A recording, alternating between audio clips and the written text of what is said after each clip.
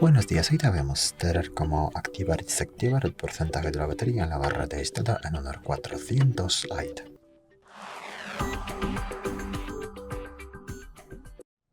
Para empezar abrimos la aplicación Ajustes y luego en Ajustes hay que acceder a la pestaña Batería. Está más abajo, está aquí, Batería. Y luego más abajo pasamos a porcentaje de batería.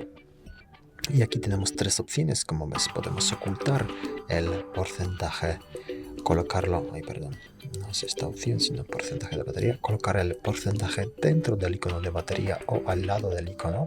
Si marcas una de estas opciones y sales de aquí, el cambio después de eso ya está introducido.